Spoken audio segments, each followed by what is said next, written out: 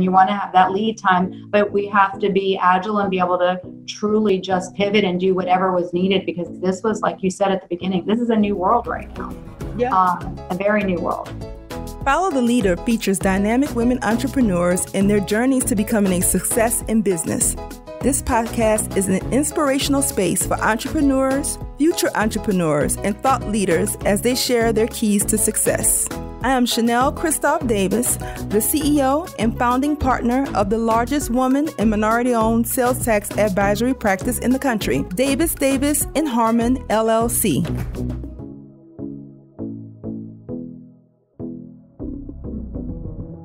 Today on Follow the Leader, we have our guest leader, Andrea Tsakanikas. She is the founder and president of crewfacilities.com. Andrea, her expertise is in property and facility management industries and consulting, and it spans more than 3 decades. In 2014, Andrea launched crewfacilities.com, an organization that focuses on group housing and logistics. You service areas such as disaster relief across the U.S. You manage and dispatch overnight accommodations and movement, and you service many, many clients that we would know well, such as the Air Force, Air National Guard, Coast Guard, Veterans Administration. So you keep and you also do not only governmental, but you do corporate travel as well. Yes, we all right. Do. And you are a member, and you have of several organizations, including the Women Impacting Public Policy, WeBank, WBCS, Women's Business Council Southwest. We're both board members, fellow board members on that organization. You're part of WeBank's Forum, and you're a part of Florida Transportation Builders Association. So you do a lot for women, and also you're a founder and board member of Creating Women Leaders. So we'll talk about that as well. But you have a lot of community service, and you give back to a lot of women's organizations. So welcome, Andrea. Thank you for joining us today. Thank you for having me. I'm really excited about being here. Yeah, so you are officially my very first post-corona podcast show. Oh, wow. Yeah, we had originally scheduled to do this, and it was going to fall right in the middle of everything that kind of was breaking all at once. So we decided to postpone just so we can figure out what was happening. Mm-hmm. You were supposed to travel from Austin to Dallas for a board meeting. That got canceled. So we canceled the podcast show, and then we decided to pick up 3 weeks later remotely via Zoom. Mm-hmm. And this is a new way of life, right? That we're doing things remotely, but together. We still are maintaining some level of connectedness, but it definitely feels like we're in a new world, right? Absolutely. So what I love about your story, Andrea, is that, you know, I was talking to you recently about using your services because we are a consulting group. Mm-hmm. And my expertise is sales and use tax. My expertise is not travel arrangements, right? So if we ever had an engagement or a project where we had to move a team of consultants from point A to point B to one city to the next city to do a project, that for me was something I was not willing to take on. So I had been talking to a potential client about a project, and I was like, you know, who's going to book the travel? Mm-hmm. Who's going to actually, if there's something that happens that, you know, the travel is canceled, who's going to be the person that they get on the phone with to resolve those issues? I'm running a business. I don't have time to deal with, you know, my plane got canceled, my flight got canceled. So tell us a little bit about your industry, how you got into this. Is very specific. I mean, it makes sense, mm-hmm. but you service corporate individuals and government entities as opposed to individuals. So tell us how you got into this field. Correct. And I say we are such a interesting, very unique business. We call ourselves a crew logistics manager or personnel logistics manager. So we'll go back, way back when our leadership team, our backgrounds hail from property and facility management. So most of our careers have been on the ground, physically managing a variety of different facilities across the U.S. I had a property management company that specialized in vacation rentals, and we had a huge portfolio of homes across the state of Florida. And I built that company from scratch and sold it 5 years later. And from that point on, yeah, it was exciting. It was exciting. At that point on, I saw there was a need to go into the consulting arm of property and facility management. And so for many years, I worked with a variety of different entities, ranging from real estate investment trusts, national organizations, large real estate conglomerates, different organizations that had a very large portfolio of different facility types, where they either wanted to centralize their operations across the country, where they wanted to actually have one hub or office manage a variety of different properties from one location, or maybe they were purchasing an organization that had a whole management team across different properties that they wanted somebody to come in and vet and determine whether their staff was the proper fit, their processes, procedures, their branding, marketing, etc. So we spent a lot of years doing specifically consulting. And one of those projects brought us to Texas, and it was for a corporate apartment company that had been in the business many years. And they had been asked to literally manage a variety of different properties all across Texas, specifically in the remote oil and gas shale areas of South and West Texas. And because they had never done real property management, they hired our organization to come in and build the infrastructure for a property management division. And so once I got there, and I really got on the ground and started traveling around the different oil and gas shales, the remote areas, it included a portfolio of apartment complexes, hotels, motels, lodges, modular, not like semi-permanent, not even permanent construction, modular facilities that they call man camps in the industry. And so we worked for about 3 weeks, really kind of looking and going through a whole discovery process, and realized that this is very different than property and facility management. This was managing a variety of facilities as we normally do, but the travelers were actual groups or teams, field personnel that were on the ground, and they were moving in and out. Some were 2 weeks on, 1 week off. They had crew changes, they had shift changes. We were setting up these hotels and these apartments fully furnished, everything included. And we would have a day shift come into the room, and then the shift would change and go to the job site, and then a night shift would come in. So we were managing all the moving pieces and parts. Basically, you were managing the human resources as well as the property. Correct. Vetting the properties to make sure that they met minimum health, safety, and environmental standards, to make sure that these crew members and these personnel on the ground, being away from their families for so long, we wanted to make sure that they were getting a good night's sleep, because there is a very large correlation between that good night's sleep and productivity the next day on the job site. Retention, they were finding, these are, teams that are traveling for long periods away from home.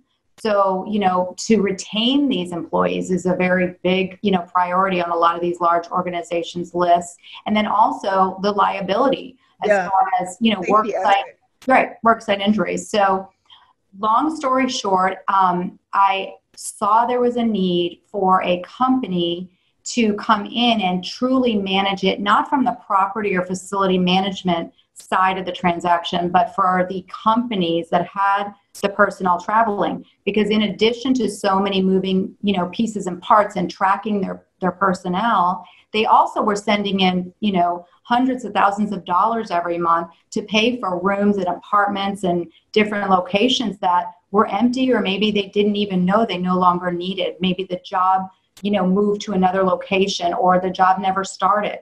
So I saw a need for somebody to not only manage the personnel and the tracking of the people, but also to manage and control the costs. So that's a very big piece of what we do. So let's put a pin in that, because I want to come back to that point. But I also wanted to share with the audience, if they're not familiar with Texas in the oil and gas industry. One of my first jobs, my internship was with Mobil before it became ExxonMobil. And what happens is when they do oil exploration and they discover a well or a shale or some site that has resources, natural resources, they literally descend on that area and it becomes like another mini city until they extract all the resources from the ground. Right. So it's a huge, huge production to coordinate all the logistics and moving parts. It's like I'm imagine like an orchestra of people and resources and equipment and facilities that you have to put in place. And most times it's in very remote areas. The only thing that's out there is prairie dogs and tumbleweed. That's it. Right. No. So you have to build a city in the middle of nothing. Correct. So I just wanted to kind of paint the picture for everyone. Picture tumbleweed, prairie dogs, maybe like a pile of dirt and some ant piles. And then you find out that this place has billions of dollars of oil under the ground. And you have to go there and set up a huge rig and huge, oil platform and extract the resources. So you help companies in the oil and gas industry make that happen.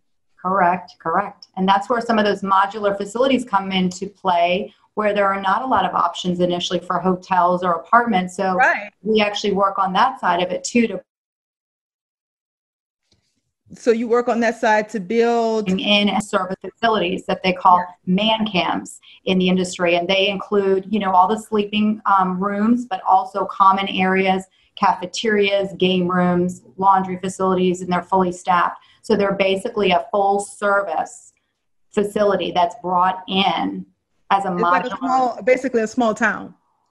Yes. Unbelievable. So I want to unpin something that you said. You said that you saw in the industry that there was a need to have a more robust, fully, flushed out service option that included human resources. Mm-hmm. So had you not seen anything like that before? No, and there's no minimum benchmark. So we also launched through our company, it's called the Crew Lodging Standards Council. There was no minimum benchmark for standardization of going in and qualifying, inspecting these types of facilities prior to placing these field personnel into these accommodations. So, human resources would get a call one night and somebody would say, hey, there's bed bugs in this room. And those two words to human resources, as you would know, mean move them immediately and move. You could have 20, 30, 40, 50 rooms filled with, two persons. So that was something that we saw because we came from the side of managing these facilities. We understood what it took to truly give these facilities a vetting, going through a 14-point vetting process to make sure that they do meet all of those minimum standards prior to that they're actually livable. And okay, so based on what you're telling me, is you created an industry. I guess you could say that because I'm asked quite often who our competitor is or who our competitors are.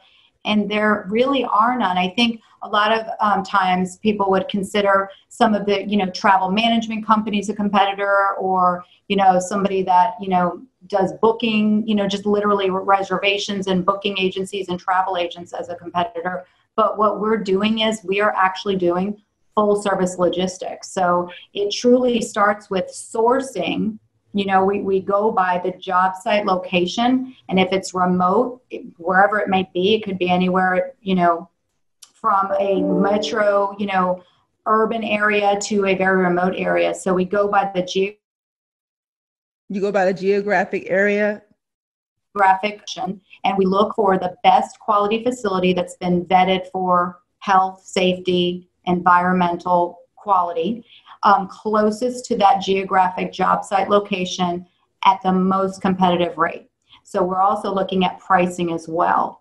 And but that really is also, if there is nothing that's suitable, you can also build, and kind of retrofit temporary housing and mobile units. And I'll give you an example. We have a client right now that has a team they're in South America, and they need to immediately mobilize 500 people. And so what we're doing is they want to build a modular man camp facility because there is no option there. And that's going to take at least probably 6 months or so. So in the meantime, we are actually we've sourced, there's no hotels, there's no apartments. So we've sourced an actual vessel that we're bringing in that is going to house them right offshore while the modular camp is being built. So when we say we source, we have over 200,000 facilities in our database. So we become a single source. So there's no limit. We're not just looking at one chain of hotels or just hotels, apartments, and all the way down to vessels if we need to house persons, immediately. The fastest way to solve that challenge for that client that needs to find housing. Outstanding, absolutely outstanding. And what I would offer, as in my interpretation of what you're saying, the difference between you and a travel agent is I will book a travel agent or use a travel agent for a one-time trip. If I'm going to a destination and I'm coming right back. Right. But if I'm trying to move groups of people for months at a time or a year at a time, I can actually contact crew facilities, give them specs for the job, give them specs for the project, and let them know how many people are going to be involved, what's the span, the travel requirements, how long we're going to be doing this. And I need you to help me as the CEO of my company execute that, because that's your expertise, and to do it in a way that's not going to be cost prohibitive. Absolutely. A lot of the organizations that we represent, they can be anywhere from governmental, where we talk about National Guard and Border Patrol, all the way down to a lot of disaster relief and emergency responders. So when an agency or a commercial company signs on with us, we actually designate, they actually get a representative, a full, what we call critical mission team that is truly designated to just their project, and they run around the clock. And our teams are actually trained very similar to, I say, like the military drills, because we literally go through and drill all different types of scenarios that may come at us, so that we can be agile and truly be able to support no matter what comes in and no matter how last minute that may be. And that's a very good example of what's going on right now with, I want to bring that up now. Yeah. So that's the elephant in the room. We find out that we have this coronavirus that just hit the United States. I'm going to take you back 3 weeks ago. So 3 weeks ago, everyone was told, if you're not essential business, shut down your operations and take it to the house. So what were your thoughts? How did this impact your business day one? What was your plans? What was your next go-to? So a large volume of our client base is energy. So a lot of oil and gas companies, and that was also kind of slowing down, with the economy, probably the week before this whole pandemic hit. So that was already something that we were looking at. Additionally, our largest governmental client is the Department of Defense. So we were unsure whether that would kind of go the other way and get extremely busy right away.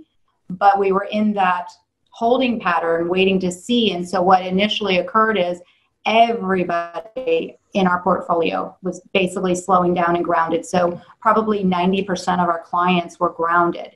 And so that was a very big wake-up call, because that was nothing any of us would ever envision that the whole world would be grounded at the exact same time. And not only every industry, because we've always known as business owners, never put all your eggs in one basket. So we've always diversified across a broad range of industries, but then also on the governmental side. So not only commercial, when we added the governmental side, we've been awarded over the last 3 years, 61 different governmental contracts with the federal government. So that's you think, crazy. okay, that's outstanding. 61, that's outstanding. Done a lot with that. But between all of that, disaster relief is another specialty. And then the energy area, you just would never think that all of those industries would all kind of just dry up at the same time.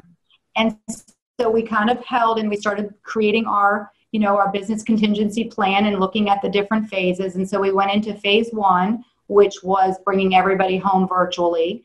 And we did that on March 16th. But we were in the midst of also reaching out to all of our clients across the country, all of the governmental agencies, those that we, had past contracts with. We just right away, our business development team and our outreach team was just constantly calling and just calling everybody. Help with. Yeah. What can we help you with? And so that led us to several different emergency management agencies in different cities that were in the midst of mobilizing and trying to determine how big this was going to get. So were you initially thinking, I'm going to have to furlough some people, I may have to lay some people off? What was your initial thought process? So we already had in our, phase 1 in our business contingency plan, we saw, we sat down and looked at our, our overhead and all of our different numbers and our, where we were going to be in the next, 30, 60, 90, all the way out 6 to 8 months. And we knew we were going to then be going into phase 2. And so that's where we started saying, how can we kind of cut back, because we have a bunch of different contracts coming in April and May that weren't starting. And so we were saying, okay, we just need to kind of get through the slow period, and what can we do to help? That's what we were really looking for, was saying, you know what, let's go ahead and get out there and say, what can we do to help? We don't need any formal contracts. We've got a whole critical mission response, several pods of personnel that were not servicing anybody, which was once in something, that was almost surreal. So how can we help? What can we do to help? Because that was the way I felt that we needed to really pivot and say, okay, we're gonna all kind of hunker down, and let's all focus on hunker down and not work. Yeah. And so that was part of that outreach we were doing, to say, by making all those phone calls and reaching out, where can we help? We do not need to do anything formal. We don't need a formal, going through. Yeah, we'll have to do an RP and all that. Yes. Yeah. So that was something very different for us to do also. Very, very. You basically had to rethink your core business, which was, really travel and, thinking more about moving people around for different, industries, and really focus on something that was in your toolkit, which was disaster recovery. Mm-hmm. So you had to just kind of get everyone on the same wavelength, all of your BDMs, give them a script, and let's all focus on disaster recovery. Yep. And emergency planning. Right. And I tell you what, I got a press release that came across my inbox on Monday that blew my socks off. I mean, like, completely blew me away. And the reason why I want to talk about this, and we kind of buried the lead, but I wanted everyone to know who you were before we talked about this. I want you to share your great news, because I think it's going to give people out there who are in a very concerned space some hope and some, outlook on, we're going to get through this. And so I definitely want you to tell what was the big news that really blew my whole inbox open. I'm still trying to put my inbox back together. I know.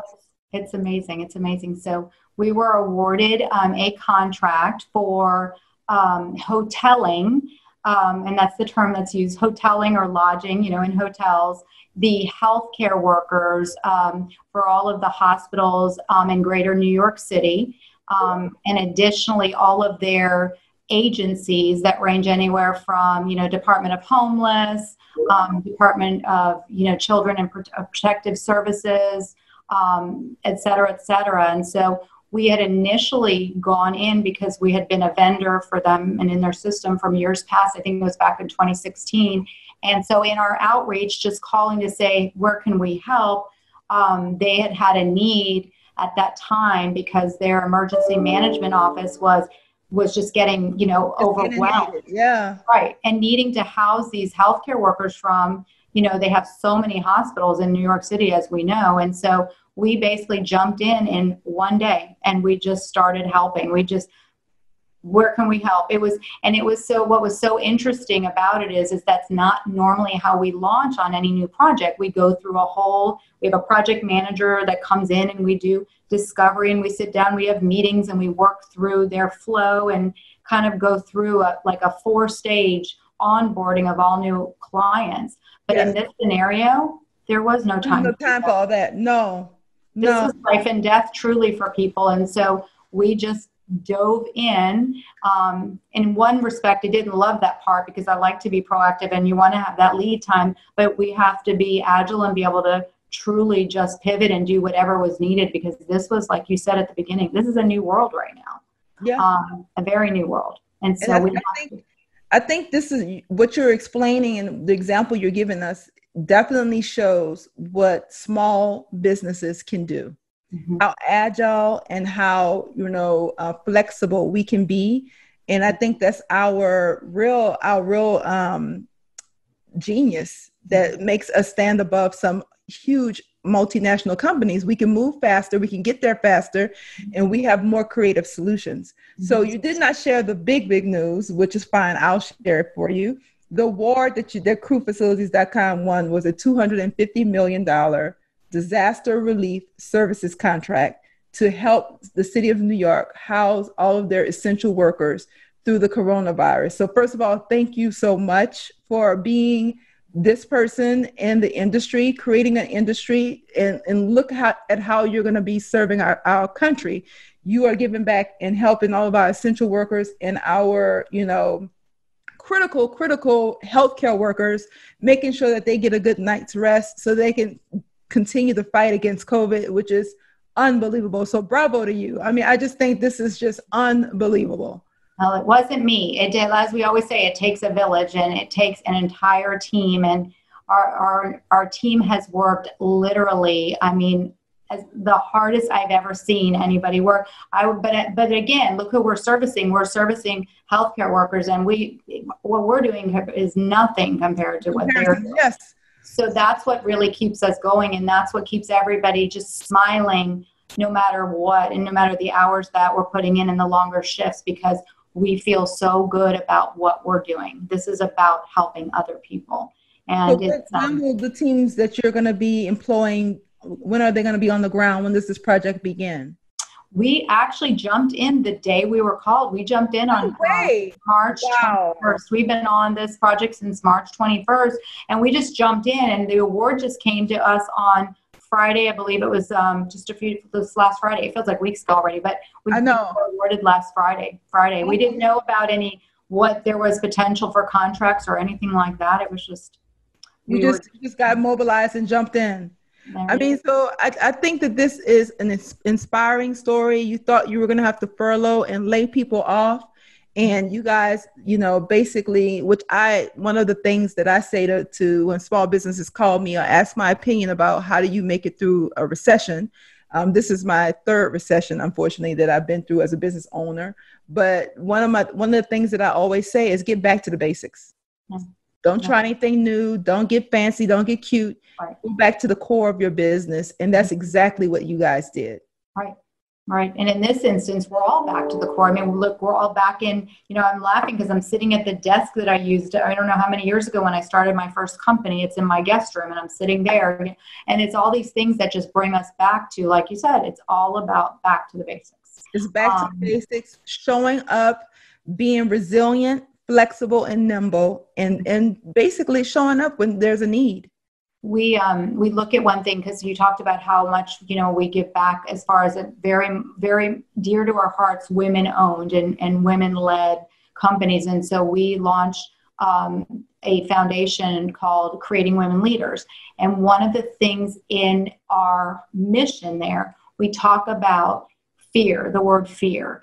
I believe that word is what holds all of us back from taking that step. I always say it's all about it just takes that first step. And so I think that when we talk about, during this time where, small women-owned businesses are saying, oh my gosh, what do I do now?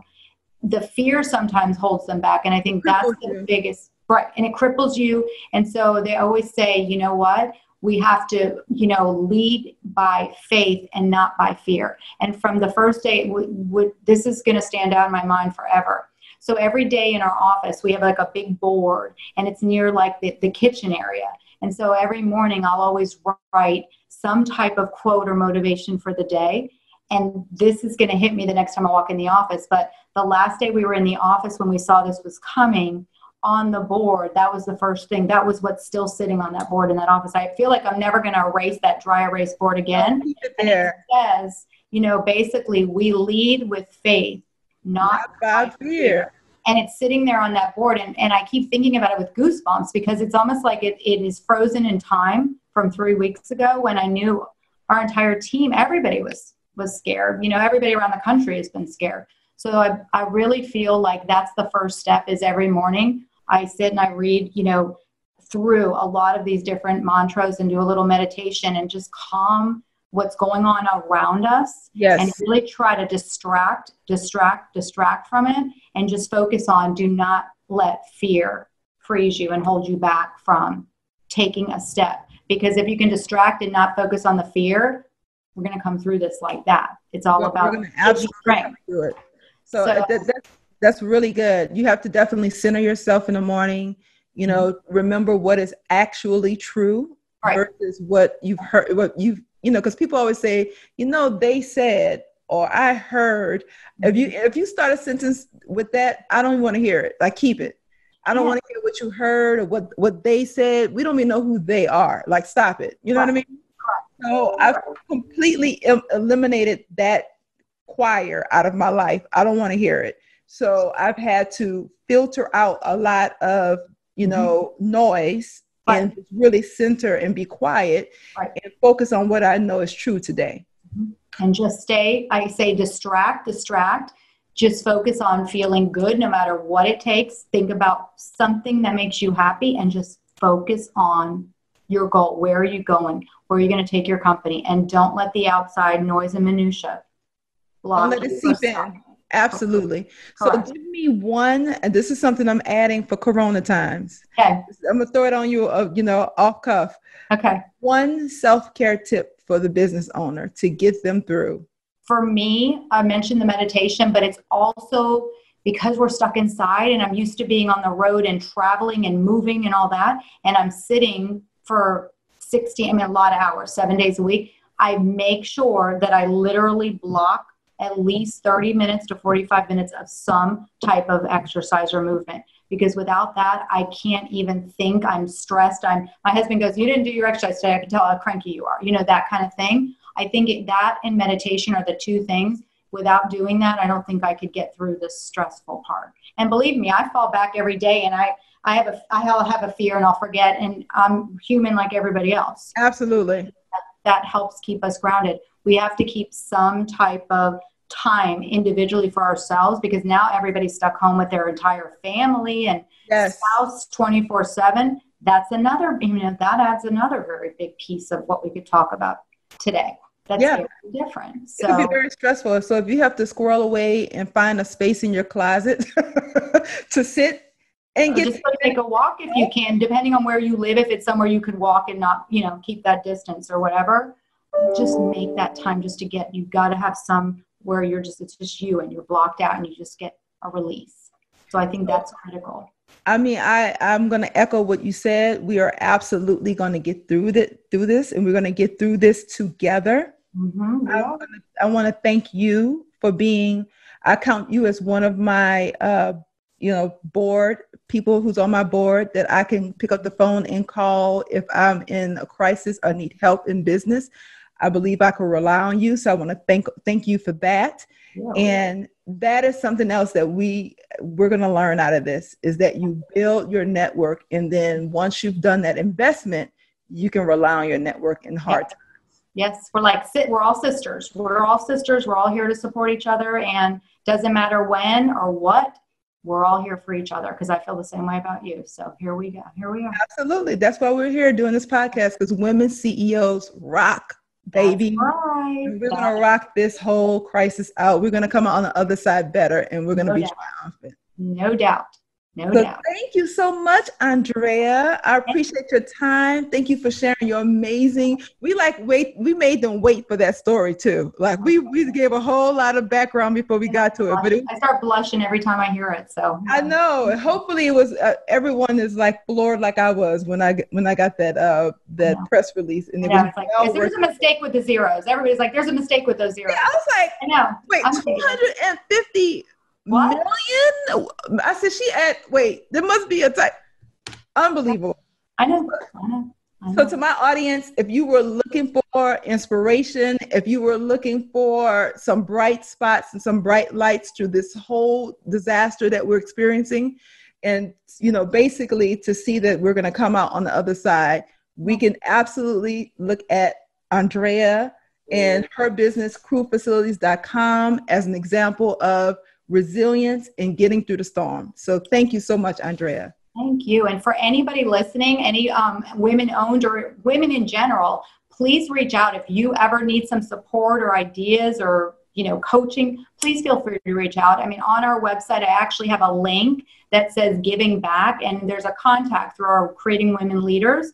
So feel free to reach out to us, because that's something that's also dear to my heart, and that's something that keeps me going too. So I'm here and willing to help anybody that just wants a little bit of, whether it's support, venting, ideas, whatever. So that's on our website, which is crewfacilities.com, which is right behind me. And it just says Giving Back on the toolbar. And you'll see that. We're going to drop all that information in the show notes as well. So you're going to get to be able to look you up and look her up on LinkedIn and see everything that's going on that's wonderful at your company. So have a wonderful day, Andrea. Thank you. You too. And I will see you soon. It's going to be very soon. See each other, and we're going to hug each other and have a glass of wine. That's right. Can't wait. You can find all of our past episodes on iTunes, Spotify, and Google, or any of your other favorite podcast platforms. Be sure to subscribe to the show, rate, and leave us a review. Let us know how we're doing. Thank you for listening.